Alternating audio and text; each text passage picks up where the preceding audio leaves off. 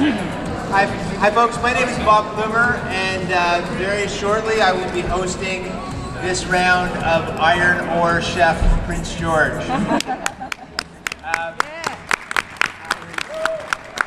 been great. Yesterday we had 2 heats in the amateur division. Today we've got the professionals, as evidenced by their clean, crisp outfits, or they're clean and crisp right now. We'll see how they'll be in a little while from now.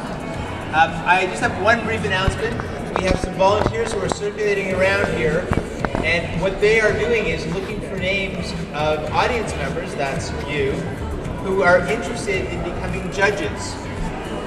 And we're 3 judges already that have been pre-selected, some highly trained professionals, a man with a very tall chef's hat who teaches at the Culinary Institute here. But we're looking for the common voice, the local palate.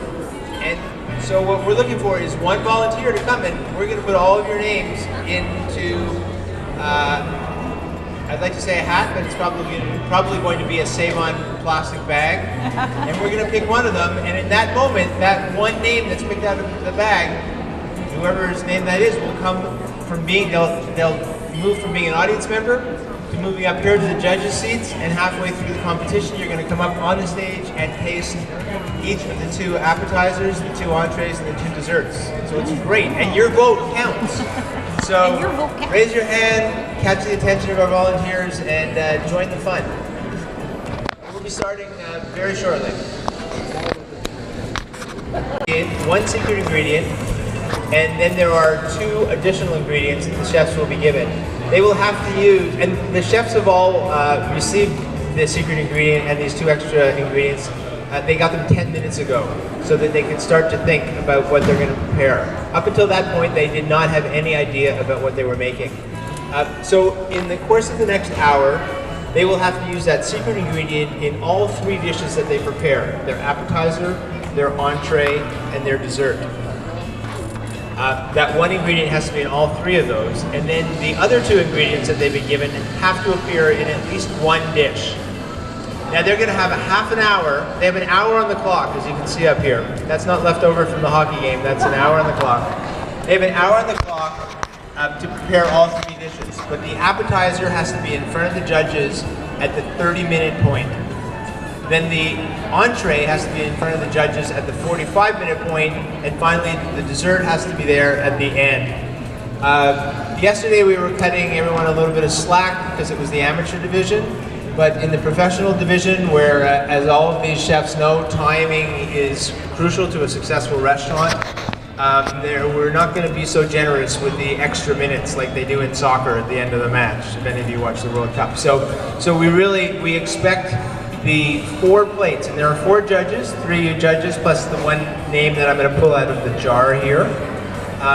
And so there will be 4 judges. Each team will prepare 4 plates, so 4 apps, 4 entrees, and 4 desserts, and they'll be judged on those 4 plates. And I'll explain the judging scenario in a little while. It's very exciting, and we'll introduce the teams in a minute. Maybe we should introduce the teams. Should we introduce the teams now? Why not? While we're... Yeah, sure. So why don't we bring the teams out, and we'll start with Ryan Sear. Ryan and his team, you want to just come out and give a wave to everyone? Ryan's last name is spelled C-Y-R-E. I think it's very appropriate that he pronounces it Sear, given that he's a chef. So this is the White Goose restaurant. And do you want to just say a little bit about your restaurant while we have a little bit of time here? It's just a little French bistro, kind of high-end stuff at nighttime, a little more laid back and lunch. A lot of good customers, see a lot of faces I see here, so that's awesome. Family owned, this is my sister, Chef Meredith. Very nice. He's obviously very humble. Is he really as humble as that at night on the line when you guys are in the weeds?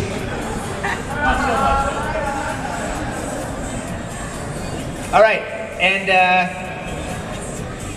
that's the good guys are in white, the bad guys are in black. Is that how it's working? Or vice versa? I don't know. I didn't think I could get myself in trouble that quickly. Mark Creana. Where's Right here. Chef Mark?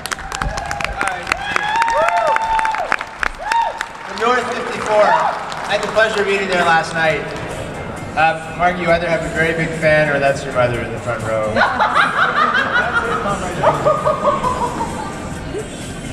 So tell us a little bit about North 54. Oh, North 54 is a restaurant downtown on 3rd, and we just try and cook the best ingredients that we can and do what we do, and All right. Nice. that's about it. To my left here is Brad Tremondon. He's been with me for 2 years, and this is Stefan Chiron. He's been with me for 4 years. So, see what we can do. Fantastic. Well, we're going to start this show as soon as we get the stage leveled off. So give us a couple more minutes, and we're going to bring the chefs out, introduce you because the chefs already know to the secret ingredient and the other 2 ingredients, and we will let the games begin. Also, just one other thing. Is Andy Beasley somewhere around here? Where's Andy? There's Andy. Andy Beasley, who you may know as the Vice President of the Cougars and also the Prince George Citizen of the Year, is going to help me out and help do the color commentary for this Iron Ore Chef Cook-Off. So just give us a few minutes to shore up the stage, and we'll be back to get the games started. Yeah, could you read that name?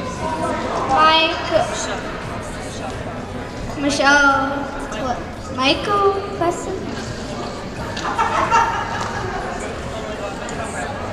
Would that be you? Oh, you're competing tomorrow. Okay, that's fair enough. And you're not related to anybody else on stage? I should have mentioned that. All right, well, Michael, come on up. Well, actually, come on up to the judges' chair.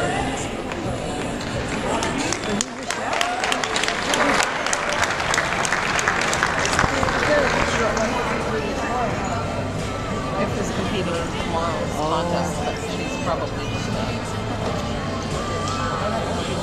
tomorrow's competition. They're rookie or professional? Tomorrow. Well, while we're at it, we may as well introduce the other judges and bring them out to the front of the stage. Of course, I'm going to have nothing to talk about when the actual competition starts, but Chef Ron Christian. Chef, can we have you up front here? To the judges' station.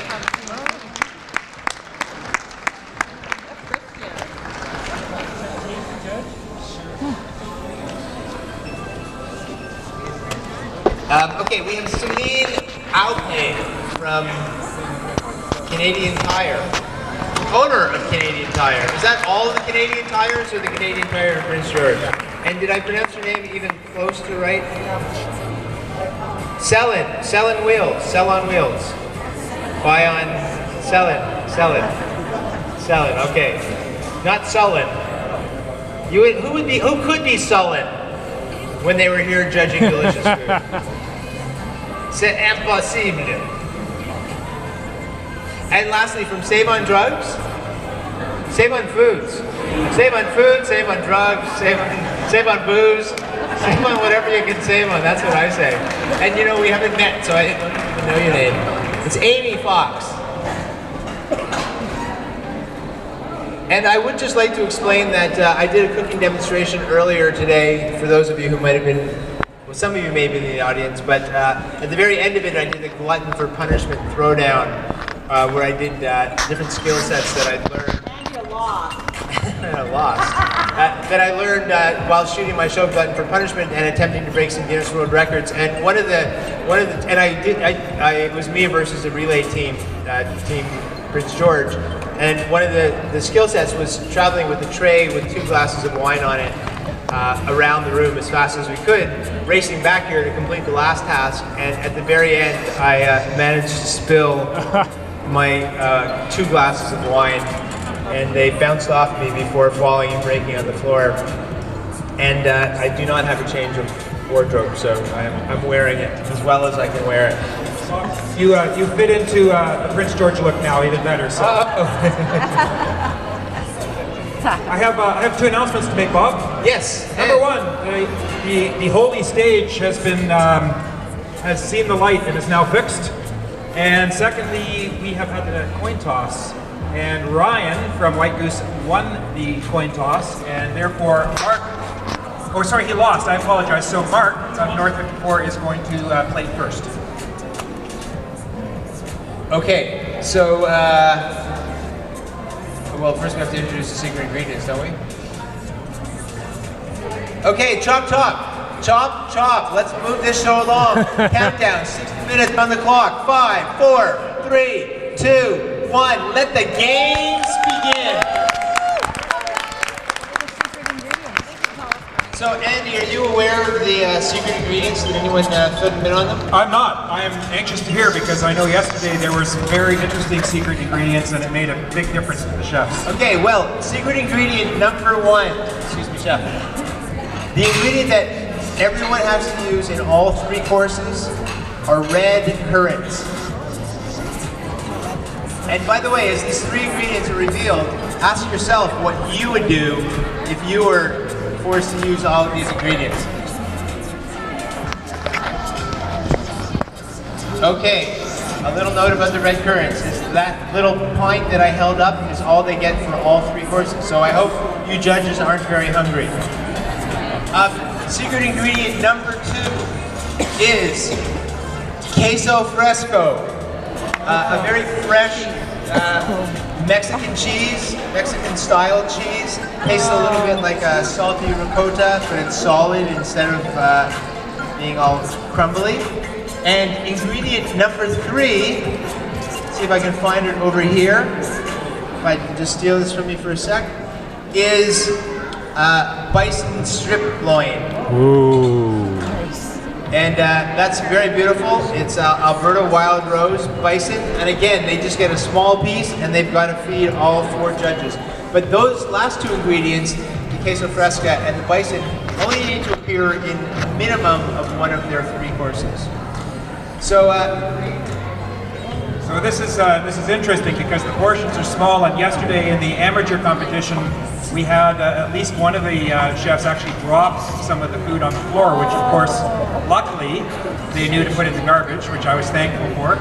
And, I was counting 1, 2, 3, 4. So they have to use it very carefully because if they burn a dish or if they miss time the amount of time they need to cook it, or if they put in too much or too little, it's a real risk for them with such a small ingredient.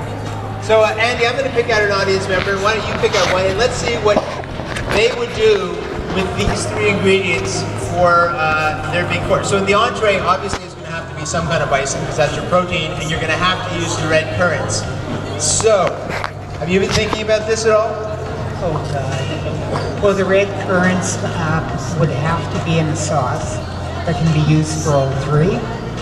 So just go ahead, make the sauce. The bison, I would just do that very thinly sliced, use it up like as a stir fry, and that could be broken down into all 4 plates. Nice. And lastly, for dessert, what would you do with red currants for dessert? Same thing, that could be used as a sweet sauce, to be poured on top. Oh, they don't have an ice cream maker, that would have been great. But use that as a sauce on top of like a quick shortcake or something like that. Nice. Well, perhaps you should be up there next time. Andy, what do you got back there? Oh, I've got Kelsey back here, and I'm picking on Kelsey because I'm not sure if she's sure, but Kelsey, if you had to put red currants in 3 different dishes, just pick one, either the entree, the main dish, or the dessert. What would you use? How would you use red currants? No idea at all? Anybody have any ideas? Red currant. Well, you know what, Andy, that's why we've got the professionals up here. Obviously, we've got the eaters in the audience, and we've got the professional chefs. Let's take a little look and see what's happening. In fact, Andy, why don't I come over to this side of the stage and I'll call it as I see it, and you can do the same thing up here. So, I'm seeing some. You don't have very much on that little I'm seeing some bacon wrapped miso fresca. Very interesting. Who knows what else is going to go in there, but that looks like it's going to be delicious just for starters. You know, I have a recipe, it's called bacon wrapped bacon. That's how much I love bacon. Over here, I'm seeing some cauliflower being diced up. I see some honey out, some whipping cream.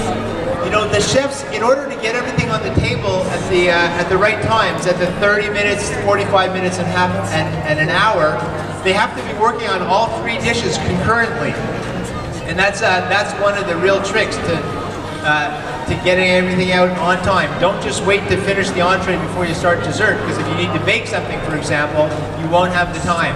So Andy, what's happening over there on the other side of the kitchen? We've got a lot going on here. Ryan and his team at the White Goose. I've got some, they're almost cheating in a way because they're frying bacon, and the smell of bacon, I mean, how can you possibly go wrong with bacon? So bacon's looking good. They've got the cheese sitting there looking as if it's poised to be used, excuse me. And I see some potatoes boiling. Interesting combinations here. Not sure if these are going to go together or not. We've got some chopped garlic and some watermelon cubes. So we'll have to wait and see if those two stay separated or if they somehow go together.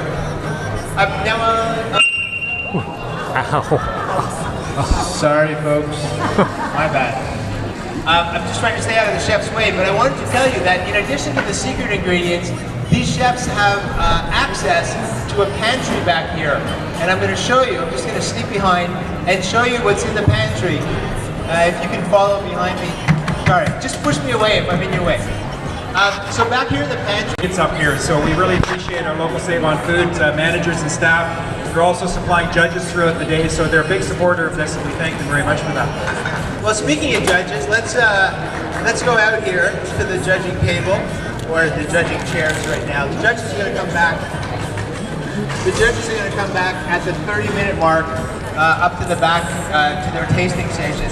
But Chef, let's see your first impressions of what you're seeing from the front of the stage here. Everything looks just wonderful, but you got to concentrate. You can't talk what you're doing this thing.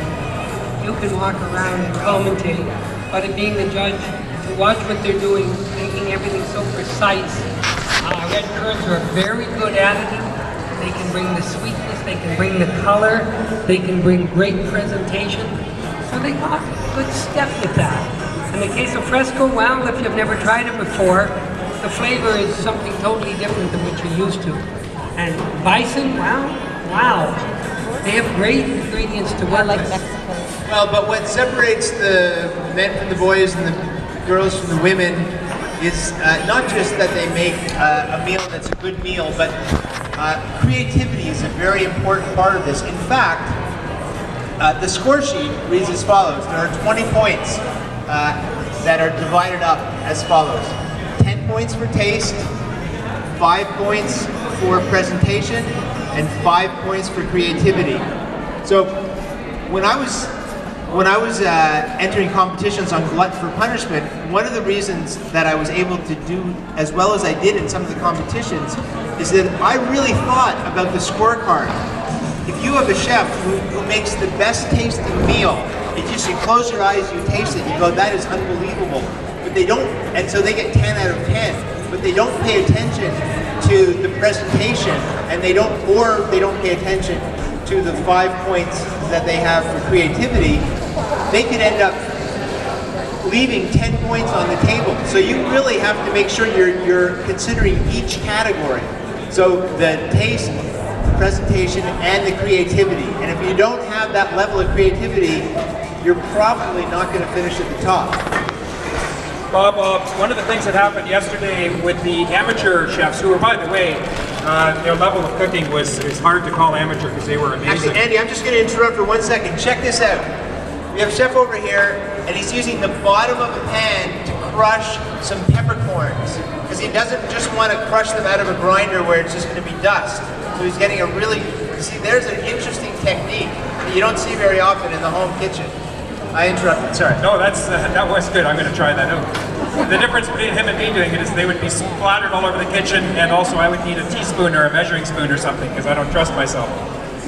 One of the things with the scoring criteria that the professional judges will be well aware of is that we know, and those of you that have eaten these restaurants know that they're both going to be fabulous cooks and that the meal's going to be great. We found this yesterday is that we ended up having to really super nitpick and look for fine details, as Bob was talking about, some of the presentation, the heat of the food, the combination of food.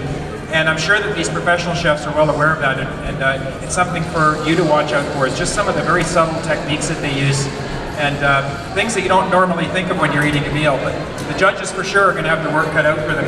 I envy you, but I also don't envy you, because it's going to be very difficult to pick a winner today, I suspect.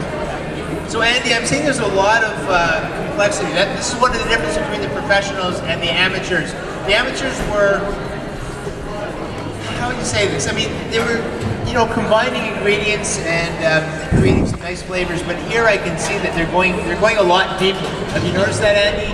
On the stage here, I can see some sauces being created. It looks like there's a little polenta being made. I'm seeing these the red currants being reduced with some raspberries. So the chefs today, I can tell, are going to be delivering many more layers of flavor.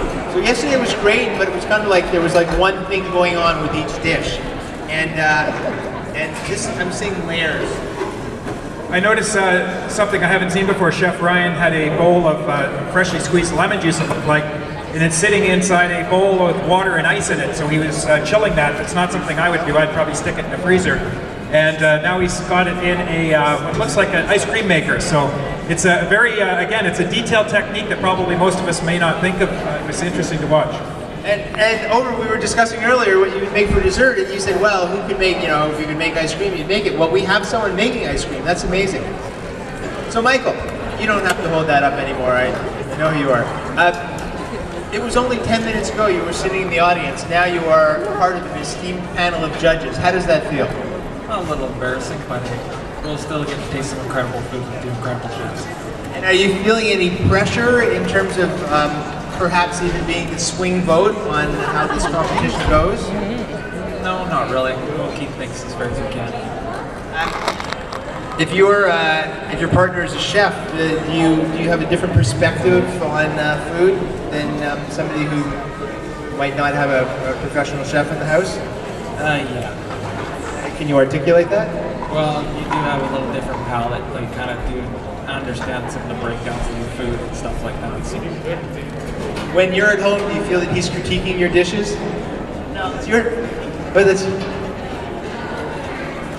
It's like, I've been cooking since I could reach the stove, but since I was 7, it's just basically taught me all I know about cooking. Wow, so this is a serious foodie household. I'm in this tomorrow, so I'm just really nervous with these guys and impressed with what they're bringing to the table already. So. Wow. What do you think, Andy? Bob, I noticed something. I cleared off the stage just for a little while because they're in the really busy period, but you may notice them crisscrossing wildly backstage and going to the same shelf by both teams. And that's because one of the rules of the competition is that the pantry is shared by both teams, and when they use an ingredient, they have to take it back and put it on the shelf for the other team. So you'll probably see a lot of turmoil back there from time to time, but they also look as if they're being cooperative with each other. I just wanted to stay out of the way. I was getting in the way. And hence our concern with the trap door at the back of the stage.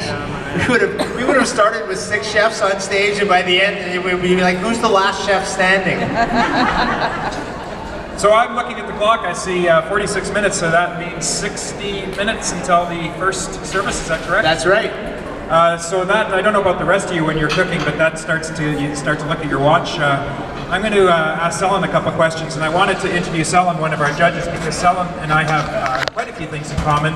But right now, the biggest is that Selen was in the Citizen of the Year competition. And hold on, just a second. That's a little harsh. Selen was one of the things that we talked about. There was 5 finalists for that, and we all agreed. And I would be the first to point out that really it's almost like a coin toss for how they picked that. Selen is an unbelievable community supporter. Everybody in the audience knows him. He's a first-class citizen. Prince George lucky to have him. And none of us really thought that there was a winner. They obviously have to pick a winner, but it really is almost like picking a name out of the hat. But anyway, congratulations, Selen, and maybe even.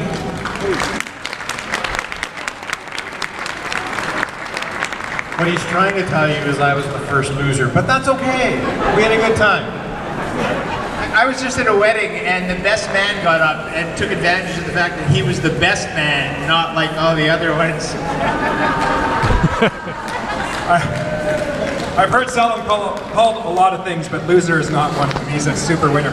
Selin, so we've got basically under 15 minutes. If you were cooking right now, what would be your stresses? What would you be feeling? I wouldn't be able to do what these chefs are doing right now. My heart's in my mouth, and look at them. They are as calm as can be. They're working impeccably well together. Nobody looks stressed out. I'm freaking out, and they're doing a great job. I want to point out another difference between the professionals that were watching today and the amateurs yesterday, and I've seen this a lot already.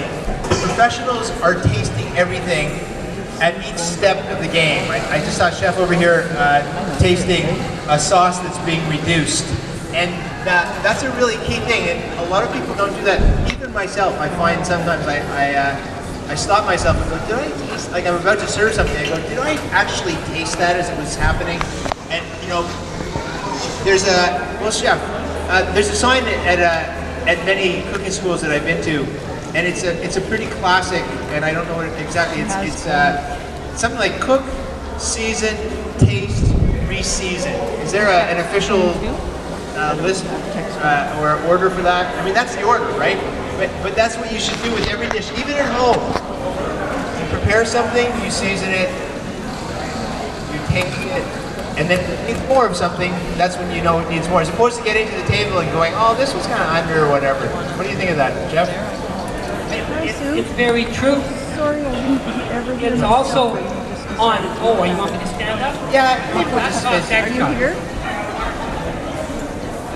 But it's very true. Oh, where about? But you have to eat, you have to taste, you have to present. If you like you say, very noticeable. I'm sitting here being a judge, watching everything that's going on. Everything they do, they taste it first. Who likes salt now?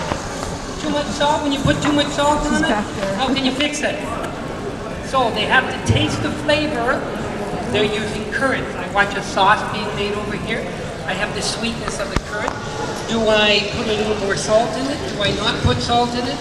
Tasting is always the way. Chef Richard, I'm just going to interrupt for 1 second. I'm seeing a little bit of an issue happening up here on stage. It's our first little culinary disaster, and that's the queso fresco that was wrapped in bacon.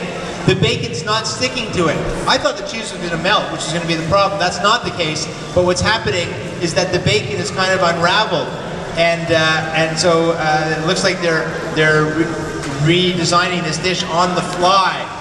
We've got some bacon down. It's also interesting to note that we have four judges here in front of us. The chefs over here have prepared 6 of these little bacon-wrapped queso frescos. So what their intention was before everything went to... I'm not sure what I can say and can't say, because yesterday I uttered a kind of so-so bad word and I got a lot of feedback from it. But anyways, they're in a bit of trouble here, but they had 6 instead of 4 so that they can pick the best looking 4 out of the 6. What I'm going to be interested in, I'm sure you're going to be watching now because there, Bob pointed out a little mistake, I suppose we could call it. And again, it happened with the amateur, one in particular yesterday that had a bit of a disaster. Bob was pretty funny because he was trying to help them. There was a lot of smoke coming out of the frying pan, almost to the point of flames, and Bob kept saying, I don't want to be partial here, but I'm just saying somebody's frying pan is smoking kind of a lot. And they were, the chef who was standing over it she didn't see it. She was like literally like 5 degrees from being right over it, but she was focused, and I kept sort of hinting. And just when I thought she was going to look at it and go, oh my God, and take it off, she ran over there to get something else out of the pantry, and it just continued. Oh, it hurt me so much to watch that. But couldn't really do anything about it. The interesting thing about that was she was able to recover in really about 4 minutes time and was able to quickly rethink the dish, to use ingredients in a slightly different way, and she recovered fairly adequately, I would say. She did.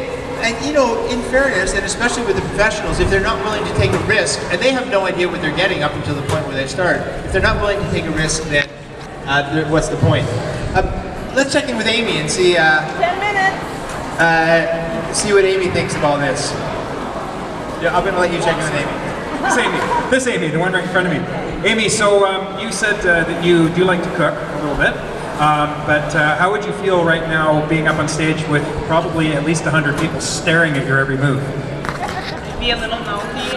Probably be hollering and telling people what to do. What is there anything in particular you're looking at or noticing or surprised by anything, or what are you focusing on right now? Sort of cleanliness. I'm actually focusing on that a bit. My sister is a chef as well, so she always mentions cleanliness and washing your hands. And yeah. I'm really happy to hear you say that. So up here, the chefs from Team North 54 they finished crisping the bacon and now they're wrapping it around the queso fresco. So instead of trying to do it in the pan, they're reconstructing it after the fact. We'll see how that turns out for them. 1, 2, 3, 4, 5, 6. I'm watching like 8 or 9 things happening concurrently. And over here, that looks good. I still from the judges. Thank you. I was being offered a taste at one point. So over here, you can see that they've already got the bulk of their appetizer plated, even though they're the second team to present to the judges, and that's going to let them move on and start preparing. Oh yeah, but go ahead. Get a bit of a jump on that. 8 minutes and 20 seconds until they have to serve the first dish. I'm guessing that's the appetizer. The appetizer. Yep, and I'm seeing a bit of a balsamic, what I think is a balsamic reduction that might be going on top of that. That'd be pretty classic if they have some kind of cheese ball, watermelon, there's some arugula there. Oh, sorry. My bad. You know what? Over here, Team North 54, I think they've already got a pretty good sense of what they're doing, so I don't imagine they're going to copy at this late moment in time with 7 minutes left on the clock before their appetizer has to be plated.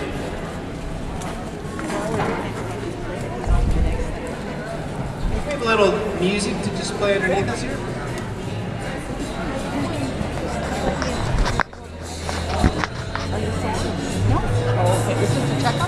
Oh, it looks like the team from the White Goose Bistro is already into the wine. I'm sorry, it's my job to point out these things. But that's okay. A happy chef is a good chef. Yes, Chef Christian. You have something to... Oh, yeah, he feels that anybody who's walking around with at least a half a bottle of wine poured down their pants is in no position to comment on wine consumption. At least the chefs for the White Goose are putting it down their gullet as opposed to down their pants. So, oh yeah, now we're onto the water, right? The water, we're drinking water in the front of the house, wine in the back of the house, water in the front of the house, wine in the back of the house.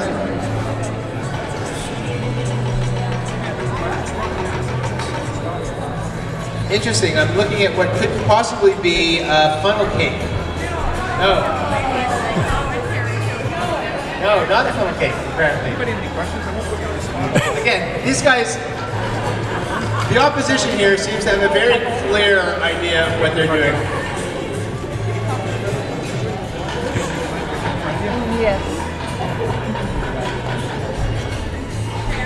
Bob, I've got Val over here. I'm going to quiz her a little bit. So Val, first of all, what's your interest in being here? What causes you to sit here and watch people cook? It happens to be two of my favorite restaurants in this city, and I'm very loyal to both of them. But I'm really curious to know how the chefs go about deciding which order to take on the things, because obviously they have to be working on all of the dishes at once. So how do we go about deciding on the order? So great question. So the question is how did the chefs go about deciding what to start cooking first and what order, and how to even wrap their heads around timing the whole thing out? I'm kind of nervous about jumping in here because they look so focused at this point in the game. Let me think. No, you know what? Chef, just very quickly, how do you decide what order to start cooking in, and once you made your decision about what you were making?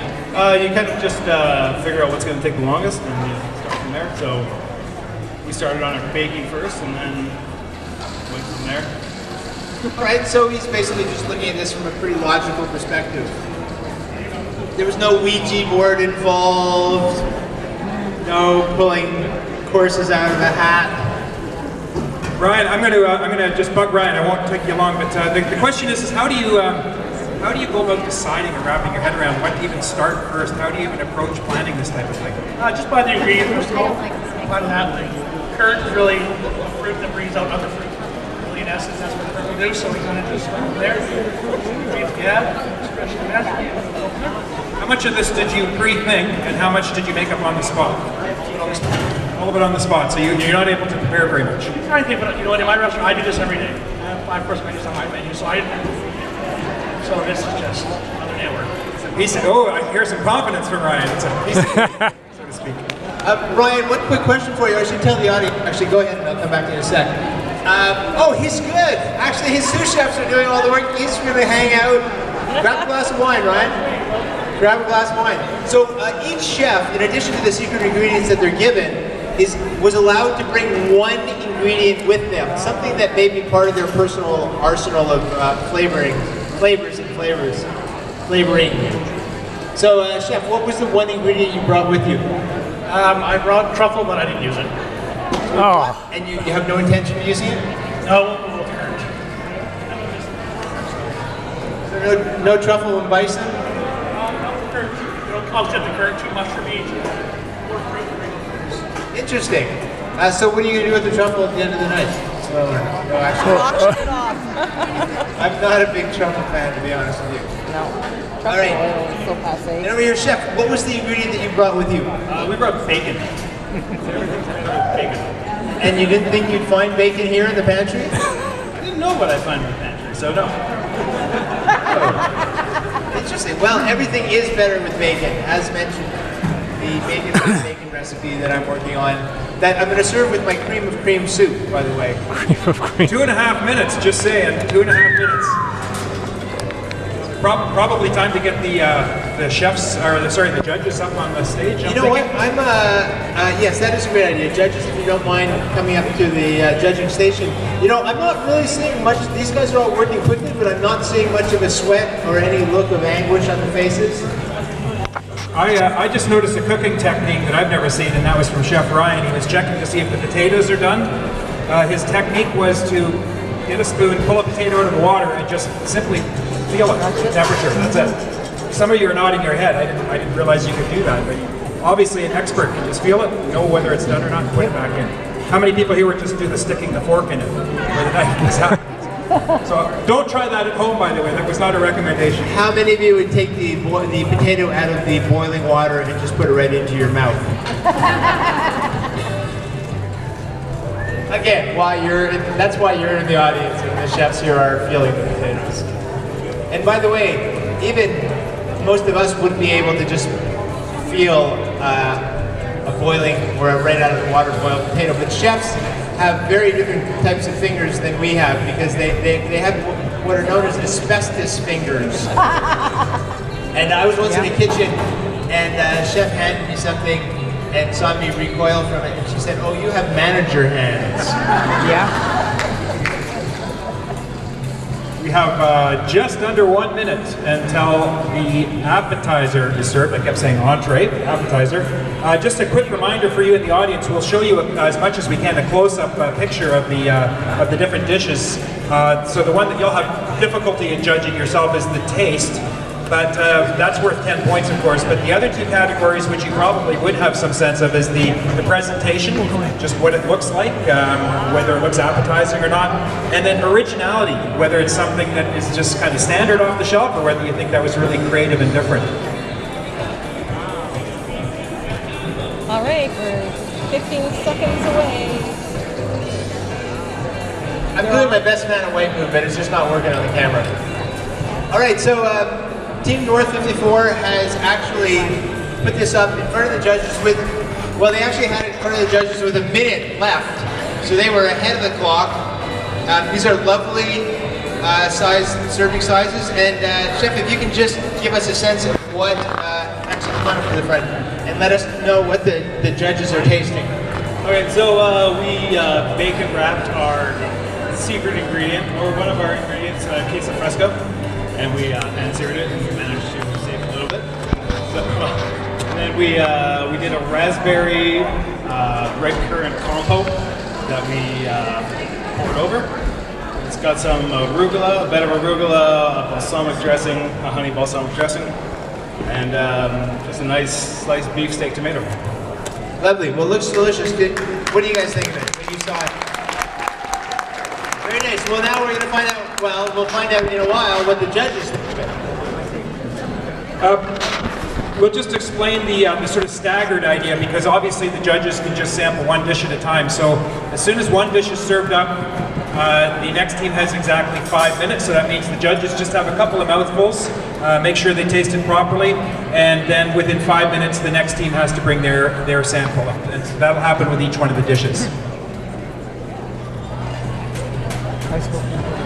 The judges are being very intent here. I can see them picking up individual components of the dishes on their forks and tasting them individually, and then they're combining them all and tasting them together. So they're really focusing here.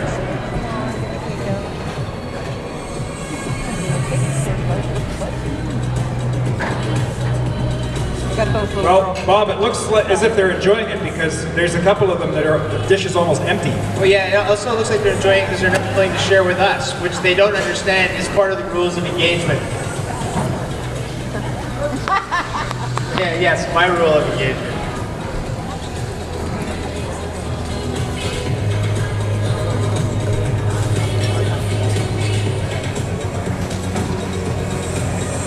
Actually, we're going to get a quick first impression from one of our judges. Said,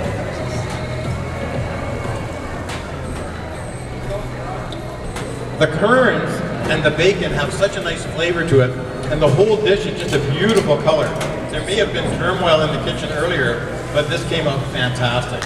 wow, well, that's a good first impression.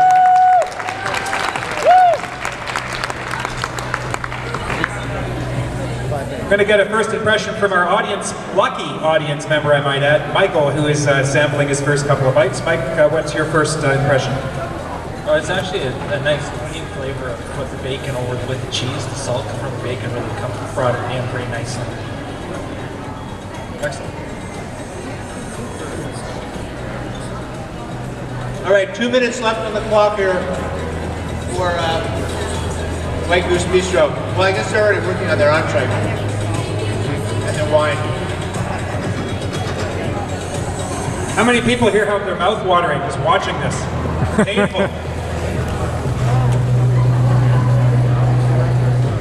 Probably good advertising for both restaurants. If you haven't been to both, I know most people here have been to both, but they're both amazing restaurants. We're lucky to have them in Prince George. Hey Val, what do you think about this? I think it's amazing. They're both amazing chefs, and it's really exciting to see the outcome. Yeah, are you pulling for one over the other, or would that be politically incorrect? Politically incorrect.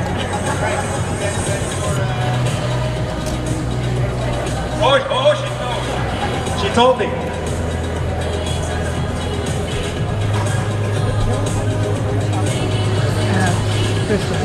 Well, Andy, I can't believe this, but I see what looks like some form of donut that has already been cooked. I don't know where that came from. They certainly weren't brought here, so they were made. But let's just get a peek at this. You know, you go to the other side of the stage for 1 minute, focus on something else, and look at that. That's an interim part of one dish. Who knows where that's going to end up? Could be the entree, could be the dessert. I am relatively confident that those are not the mini donuts from the fair. Pretty sure they brought those.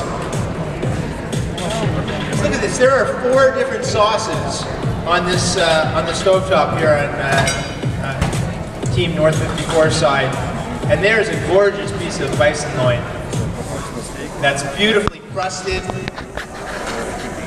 And Chef's just taking out his thermometer to test the temperature. Chef, what temperature are you looking for? About 110. And that's for what degree of Duchess? That's for medium rare. You don't want to go over that for bison. So you don't want to go over 110. That's one of the tricks for a chef, so that he doesn't have to cut the steak. And obviously, if you're a diner in a restaurant, you don't want to, receive a steak at your table with a big slice in the middle of it. So chefs will use a thermometer, and there's a temperature scale for all the various temperatures that different meats rise to get different degrees of doneness. Bob, I see time's up for the, yes, it is. next next appy. We can get these appetizers up to the. Yep.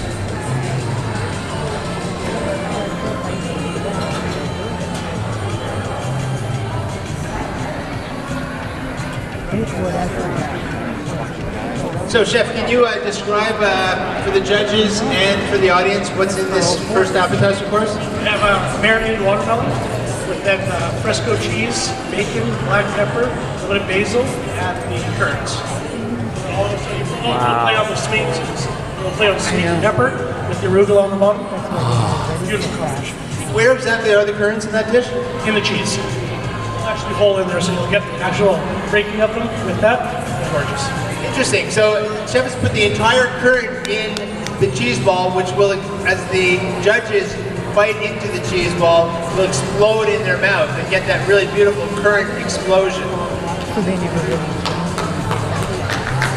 have a feeling Chef Ron will have a comment on this. Ron, what's your first impression of this appetizer? Wow. Wow, that's good. Can you describe it, the flavors a little bit? I taste the peppers, I taste the marinade in the watermelon. The fresco cheese comes in there and it seems to bring all of these together. And I believe, what was your reduction? You drizzled over the top? A little. Very good. Very well done. Very impressed. So interesting to note, if you close your eyes and think back to the first dish that you saw being presented, there's very little resemblance other than for the arugula that both teams have used for the bottom of the dish, but really completely different approaches to how they would incorporate the ingredients that they were handed. That's what's so much fun about watching these competitions, is you're getting inside the mind of the chef and getting a sense of their sort of different paths of creativity, if you will. So just so everybody's keeping track of the timing here, we now have just a little bit over 7 minutes until North 54 presents their entree, and then of course the other team's got the additional 5 minutes to get theirs ready. So those pesky time flies. There's black flies and there's snow flies. You get there before the snow flies, and those snow flies fly very quickly. That's why you have to get there fast. But the time flies, they're the peskiest ones because they move around really fast. I think actually, speaking of flies, it's a good thing the BCNE is at this time of year, because about a month and a half ago we actually would have had fly, or mosquitoes at least in here. That would have been tough. One of the big differences I see, Bob, is that yesterday we had the facial color of the chefs changed dramatically, and we went all the way from ghastly pale white at one point, and that was when the oven was more or less on fire, towards the end where I think all of the chefs had dark red faces covered in perspiration, which we talked a little bit about in terms of salt factor and whether that would be a good thing to add or not, but it was coming off their faces pretty hard. It's hard work up there. Yeah, it was. But these guys are real pros. Look at this. They're focused. They're talking amongst each other. Nobody's freaking out here. It's like being in a kitchen in the back of a restaurant. You see that same kind of calm, focused look. We see some oil in the pan. What temperature are you looking for? Way less than what it's at right now. Uh-oh, that's tough, because what are you at? I don't know, at the end. At the end. So traditionally when you deep fry something, you want to deep fry it at about 350 degrees. That's the magic frying temperature. We're at 375. But when your oil is super hot like this, there's very little you can do other than add room temperature oil. To the oil, there's very little you can do to bring down the temperature of oil. But if your oil is too hot, what will happen is that the outside of the food will burn before the inside has had a chance to cook. And if your oil is not hot enough at that 350 to 375 is your range, if it's too low, then what happens is the food gets greasy. So if you go to a restaurant and they're serving French fries and your French fries are kind of limp and greasy, their oil wasn't hot enough. And if they're kind of burned on the outside or not cooked on the inside or not nice and fluffy on the inside, it's because the temperature was too hot. They had to pull them out before they completely burned, even though they're not cooked all the way through. And that definitely was a poor man's funnel, or a poor man's funnel cake, right? Bob, I wanted to, I'm just going to ask Chef Chris just quickly here. I noticed that the bison's been sitting on a side dish for quite some time. I always find it interesting from a chef's perspective on why you would want to leave it out as opposed to leave it in the pan right until you serve it. What's the purpose for having it sit there? That's about letting it rest, and what you want to do is... That bison's worked hard, it needs a rest. So you do that, and then you basically just let it rest and all the juices go through the meat, and then when you cut it into it, it won't bleed out, and it'll keep a nice kind of look to it. And you just leave it sit there by itself, or do you put something on it when it's resting, or you just leave it as it is? Yeah, you can tent it, but usually just letting it rest right there. That's if you're camping, you can put the tent over your, no, I'm teasing. Tenting is you just put a little bit of aluminum foil over top. And I'm just going to extrapolate on Chef's point here. If you've ever grilled steak or cooked a steak any which way and then cut right into it, often what you see is you've got kind of dark interior, if it's say medium rare, it's sort of purple in the center, and then you have rings of sort of darkening rings, so you get to the outside and it's a lot darker. You know, if you're in an airplane, for example, you're flipping through the airplane magazine, you see that Ruth Chris steak, and it's just that perfect pink from top to bottom when they've sliced through it. That's because they've let it rest. Sometimes for up to a half an hour, and the juices are all forced into the center of a cut when they're grilling, and then they spread out as it rests. And also, there's a temperature difference when you grill it because the exterior obviously gets more heat than the center. And again, if you let that rest, especially with some foil over top, for 10 or 15 minutes, the heat level evens out and the juices spread out, and that's how you get that beautiful solid colored pink if you're looking for that medium rare flavor. So it's about letting it rest, and every good chef does exactly what you're seeing here. And just in control. Yep, you know, Chef Mark here is also cooking the bison. It's being pan-seared, but there's a crust to it, and I look over here, I'm seeing pecans, is that correct? Yep, yes. So he's got a pecan-crusted bison steak that he's creating. Yeah, let's get a look at this. Jeff, can you just reveal the inside of that to the camera? Look at that. Look how perfectly pink that is. And a very nice homogeneous color all the way from top to bottom. That is some beautiful meat, folks.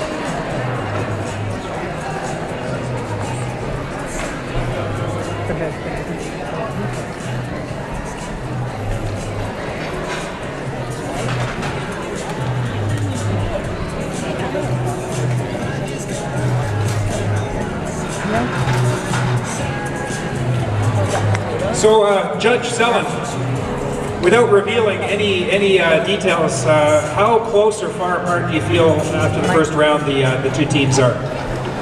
I think from a presentation... Hold on, guys. We got 30 seconds. Very, 30 very seconds. close. 23 seconds till these plates hit the judges.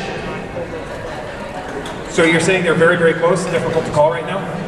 From a presentation perspective, absolutely. From a taste perspective, probably a little bit of an edge on one side. Interesting. Okay, we'll see what happens in the next round.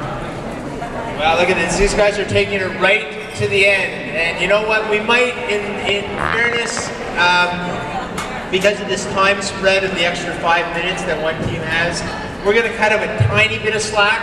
I'm going to say if this was a soccer game in the World Cup, we're going to give them an added maybe 60 seconds. And yes, they didn't even need to use that all. They used 20 seconds of their extra time. I think that's fair enough.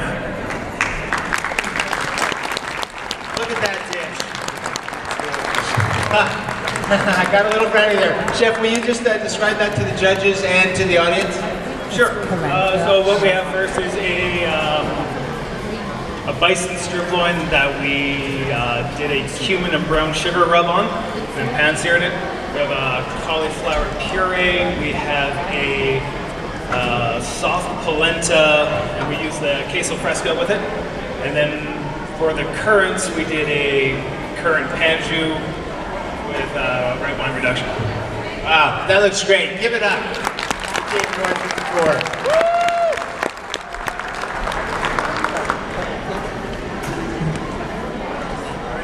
All begin.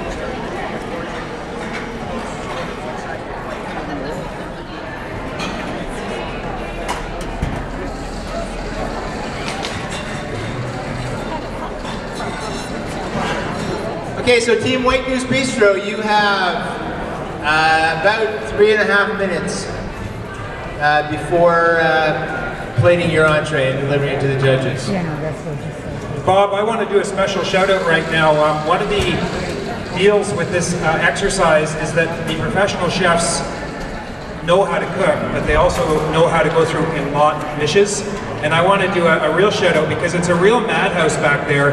And the people in the red shirts, the people that are volunteering to help, Brett and Dawson on this side, fantastic job, guys. And Christy and Sierra on this side, and they've just been working so hard. The amount of dishes that keep coming into the sink and coming back out is overwhelming, so I think they may be sweating by the end of this.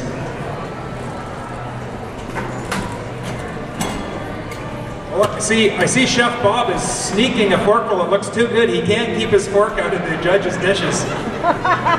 Who, me?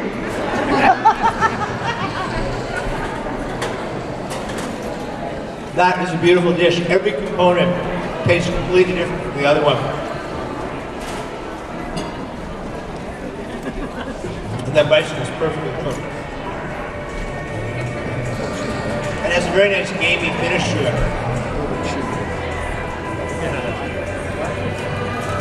You know, when I say every component tastes very unique,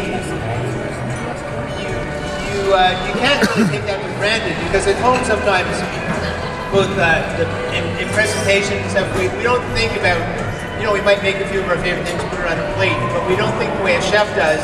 And these guys are trying to create flavors that play off each other, complement each other, act as the foil for other ingredients, and at the same time, they're in their presentation. You can tell they've thought about the colors and the textures. It's like a matrix, and in order to ring all the bells that you want to ring with the judges, you really have to think across and down each column for this matrix, because you've got taste, textures, colors, even aromas, and the way they all play off each other and determine if a dish is a great dish or a perfect dish.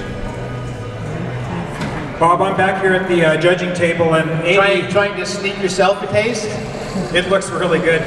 Speaking of sneaking a taste, Amy from Save On Foods, one of our judges, is this your first time judging something like this? When you have a family with a chef in the family, it's not the first time judging food, but this kind of competition, yes. Have you had 100 people staring at you before? Oh yes, I've had 5,000 people staring at me. So I can't help but notice, I don't want to put you on the spot, but I noticed that your plate is completely clean. Does that mean you kind of liked it, or? Yes. And if nobody was watching you, would you be licking the plate right now? Maybe. The challenge for the judging, of course, is to save room for all the different dishes. It's a real temptation to fill up on one. Okay, Selin, last time we talked to you, you said it was really hard to call. So again, without giving up any details, where are we at after that one? Is it going to be hard to beat that one? It's going to be very difficult to beat that one.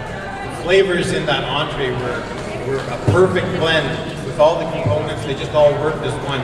They're amazing.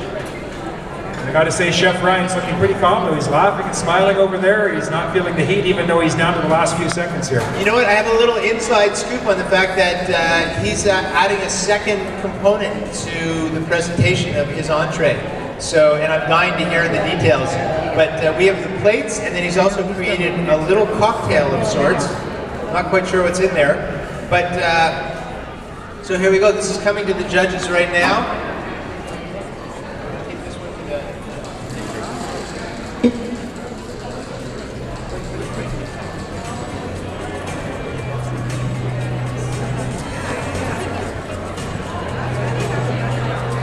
Wow, take a look at that. That is gorgeous.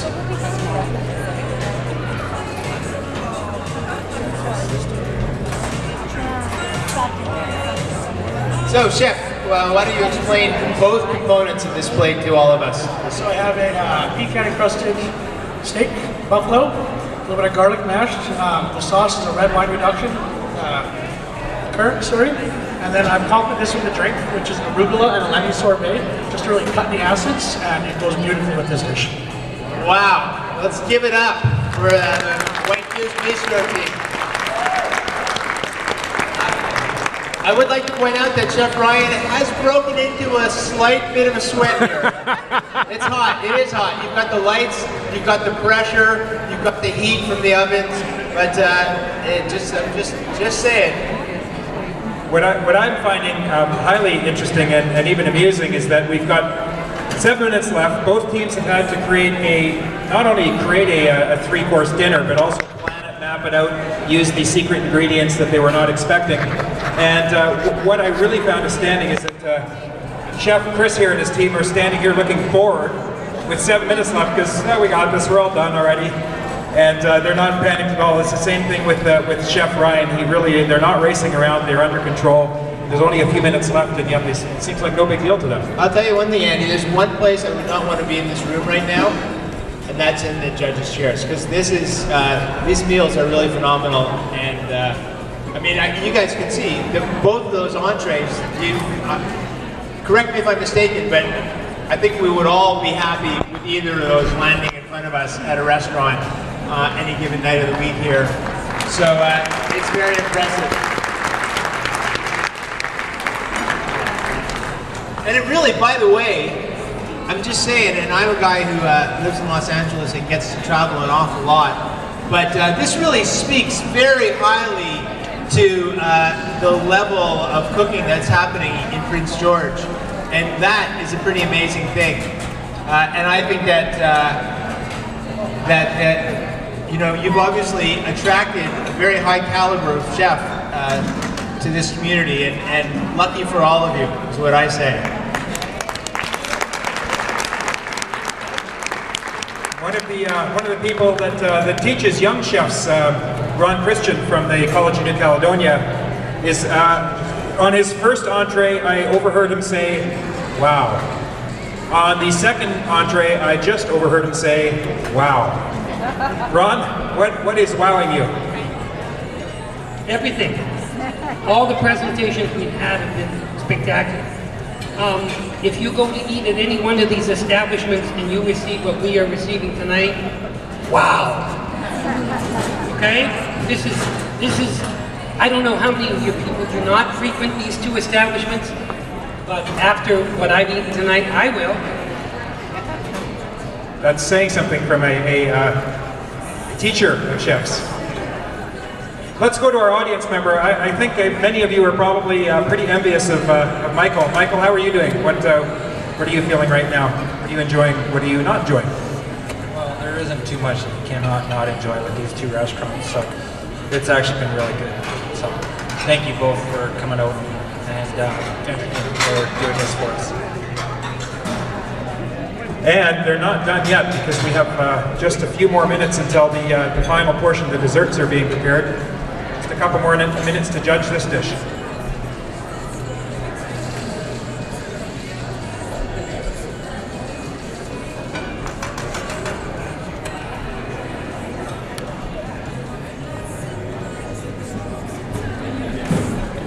So I'm looking at the desserts, and we have one variation on a theme, as they're in progress, who knows how they're going to end up, but we have one variation on a theme of a funnel cake, and over here a variation on a theme of a bundt cake. Both sort of homages to things you would find at the fair, which I think is really interesting. They're kind of, I think the chefs are taking a bit of inspiration from what you find here. So there's a variation on the theme of mini donuts. You know, as they say, there are 3 types of food that you find at the fair. Fried food, food on a stick, and fried food on a stick. So we're getting a little bit of that from the chefs, but at a slightly higher level, I think. Bob, I just want to give a shout out once again to Save On Foods. They put money up, they put all the ingredients up. They've been a major supporter of this event and have really allowed this to happen. So thank you very much again to Save On Foods and all your fantastic employees. And it should be noted for all of you in the audience that these chefs are using the same ingredients that are available to all of you if you shop at Save On Foods. And I always find it fascinating that with a little bit of creativity, you can take pretty basic ingredients. The currants are seasonal and fresh. Queso fresco is in the grocery store all year round. And I'm pretty confident that bison is available year round. And everything else in the pantry is that's just basic pantry stuff. So it just goes to show that, you know, whether you're watching television, or getting inspired by television, getting inspired by cookbooks, getting inspired by visiting restaurants in town, but it really is, it's not that difficult to elevate your quality of life through cooking, and by learning a few tricks, gaining the confidence, and going on and continuing to spend more time and focus on cooking.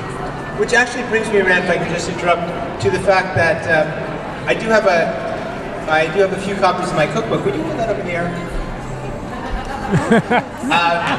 For which I have taken all sorts of common ingredients, just basic ingredients in the grocery store, combined them in ways that elevate the flavors and create very robust flavors. And then I often create I add a little whimsical presentation twist to sort of kick it up one more level or notch, as our good friend Emerald would say. So I have a few copies of my book here, and if you're interested after we finish the competition, I'd be happy to sign them for you. Oh, yes. Bob, it's time to consult with the judges, and we are 2 minutes left on the clock. That would be me consulting with the judges? Just to make sure we're not in any overtime here? Or? Oh, no, I am confident that both of these teams are going to deliver their dishes on time. They brought the bundt cake with them. Yeah, the pan. So Chef Mark is going first. He's looking at the clock, eyeing the clock. Finishing off these bundt cakes. I see there's a I'm going to let the chef describe these for you. But I see currants going on top. That's lovely. Lovely use of the secret ingredient, which you can't just bury. There are points for creativity that go to using your secret ingredient in a way that makes it a prominent part of the dish. And let's take this, for the camera.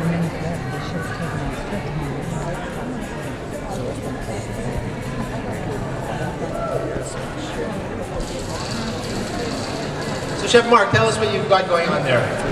All right, well, I took the currants and I made a sticky currant pudding. And, so we baked that off, and then we did a brown sugar toffee sauce and poured that on top. Brown sugar toffee sauce. Just explain how you make that. You just basically cream and brown sugar and simmer it until the granules are gone, and then you got a nice smooth sauce. Remember what I was just saying about how you can take basic ingredients in your pantry and turn them into spectacular things? Well, that's a perfect example. Who doesn't have brown sugar and cream, or doesn't have that, doesn't have access to that? And was there anything else that happened there? We did a frozen, kind of semi-frozen chantilly cream sauce. Oh, time is up, but the plates are already in front of the judges, so we're good. We're good. And we put currants into the chantilly cream and piped it on there, and that's our little finisher. Looks pretty darn good. Bob, I wanted to comment on the brown sugar because that was, we kept joking earlier about the basic fire that was in the oven. I believe that was one of the amateur chefs attempting to make more or less a caramel out of the same ingredients. What I found interesting about that is that even though it was a bit of a disaster at first, she tried again, and I think we all agreed that was completely knocked it out of the park. So just because she failed on the first one didn't mean that she gave up or got flustered. She just retried it again. Yes, she did, but you know what? We're not seeing that at all here today with these pros, are we? No, it came out kind of perfect. Perfectly. In fact, I can't believe I was here. I was watching them prepare some of the the early stages of their dishes, and then I turned around, and then those bun cakes were already like done. Like, where did they come from?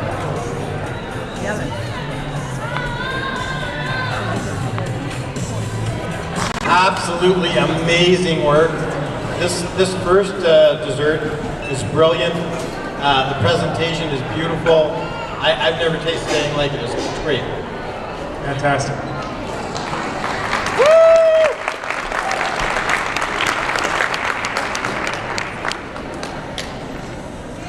Andy, you keep running with this because I have a mouthful. Bob, you're doing an awful lot of smiling today too. You're a seasoned, experienced chef, but this is making you really happy, isn't it? Nothing makes me happier than tasting food, except perhaps tasting wine.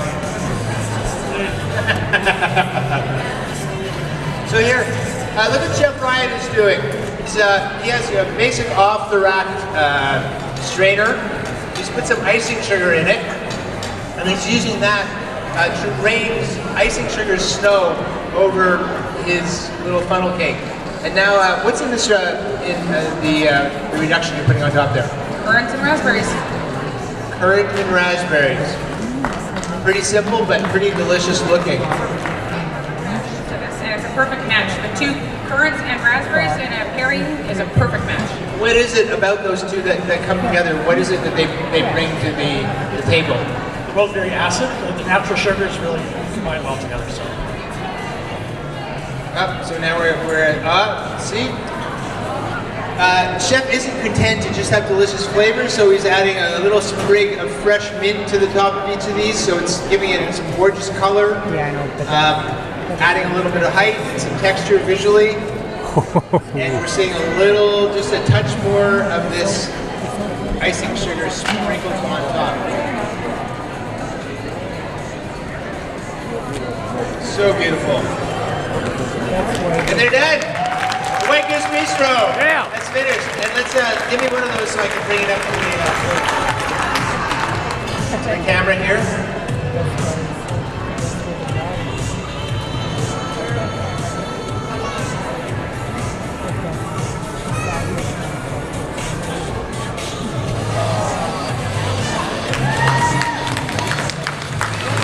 I'm going to make a human tablecloth. Okay. Human lazy Susan.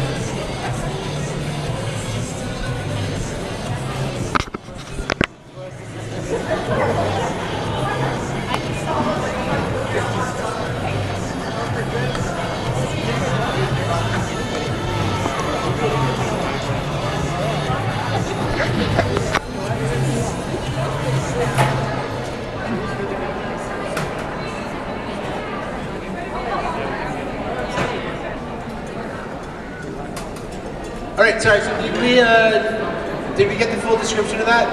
Maybe we'll just get the official description and explain how you made the bun cake, if you will. Bun cake, oh, sorry, my bad. So funnel cake, actually, our first time making it was this morning. We actually tried it, went to the restaurant, tried it once, and my sister pulled it off without a hitch perfectly, so kudos to her. Made with an actual funnel, by the way. Oh, we went straight authentic. Like I said, the sauce is red currant and raspberries, which is play perfect on each other. A little bit of sugar, a little bit of water, keep it simple. Iced sugar for garnish, add a little sweetness because the funnel cake isn't very sweet. So I think you have to be a professional chef to consider that all simple, but it looks pretty phenomenal.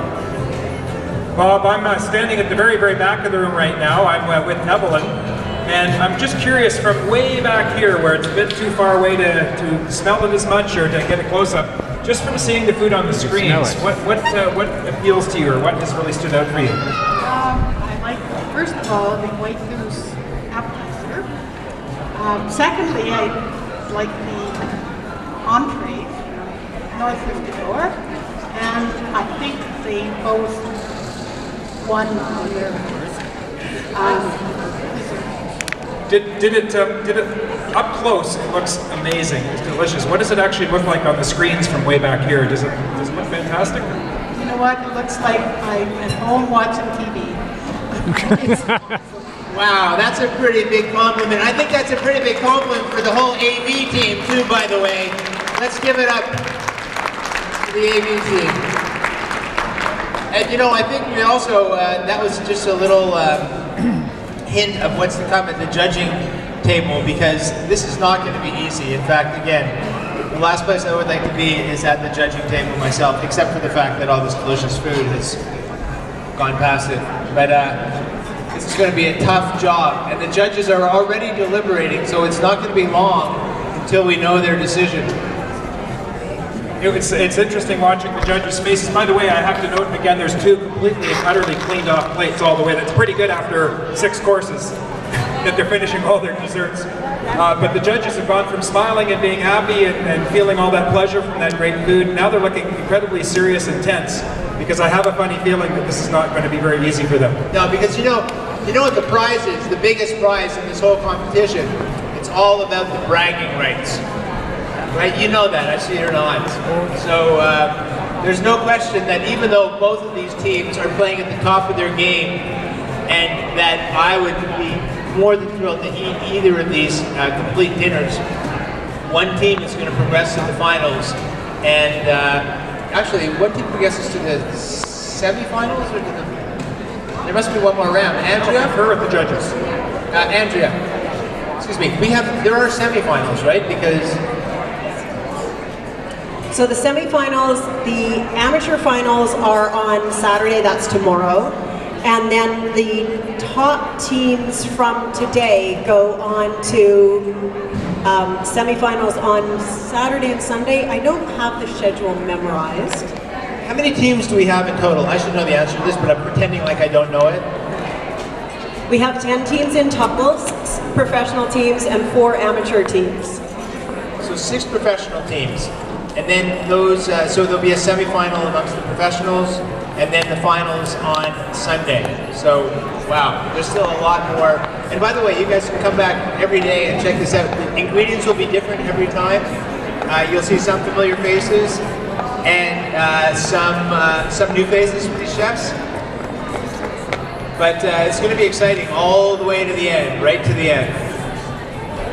So the judges are, I'm just looking, they're adding up their scores. They're perplexed. Even they don't know who's going to win, because they only know their individual scores. They don't know how they're all going to be added up.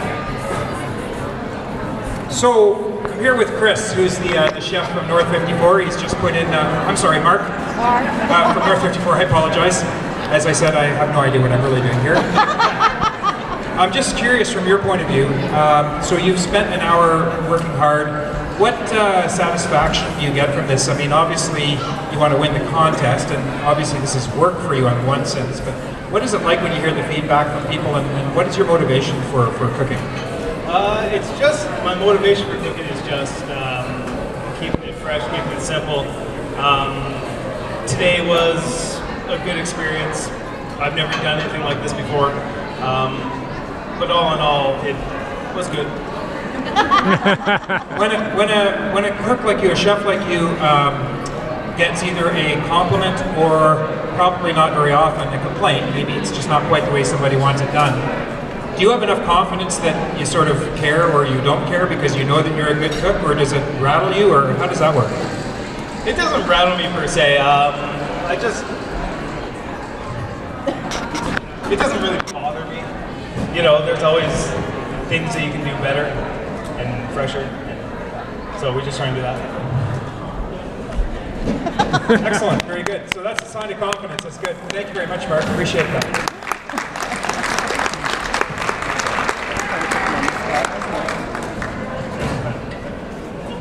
I'm going to put Ryan on the spot and ask him some more questions. So Ryan, what we were asking is, you've put in a lot of work now, you've done the planning, you've done the prep. We all realize that this is your profession, so it's kind of like work. What's your motivation for being here? How come you entered? What are your thoughts? Just my restaurant. The more exposure we get, the chance we do this kind of stuff, and like they said, breaking ranks. So same kind of question when you're a pro.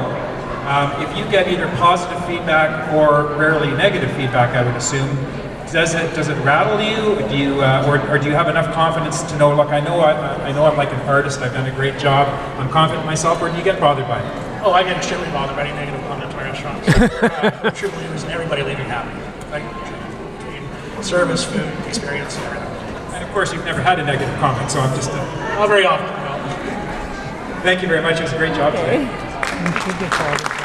You know, it's interesting, Andy. I've seen chefs in kitchens, and they go to the dishwashing station, and they actually watch what's coming back, and that informs them of how they're doing. It's not even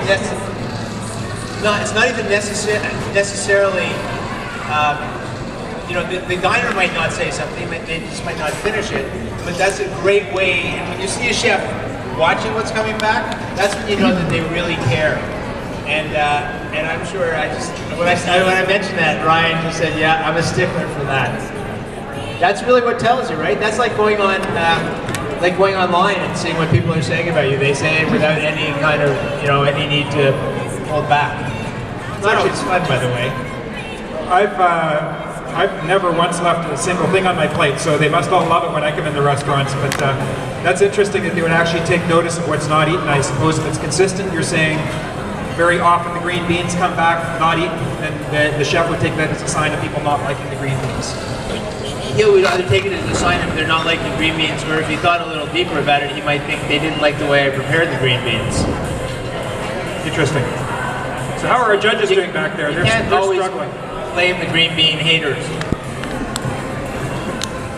There's smiles on the faces. The calculator is out.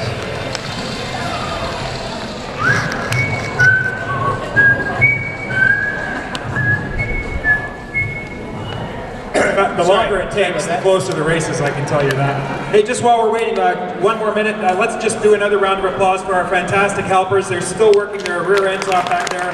Brett, Dawson, Christy, and Sierra, thank you very much for your great work. All right, folks, well, I need the chefs up front here. I have the results.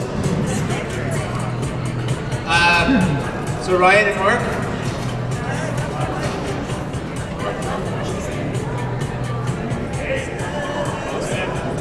Yeah, this was great. You know what? There are there's not even any second place winners here. There's an order, but these guys are clearly both winners, and it was an awesome set of dishes that came out of your kitchens.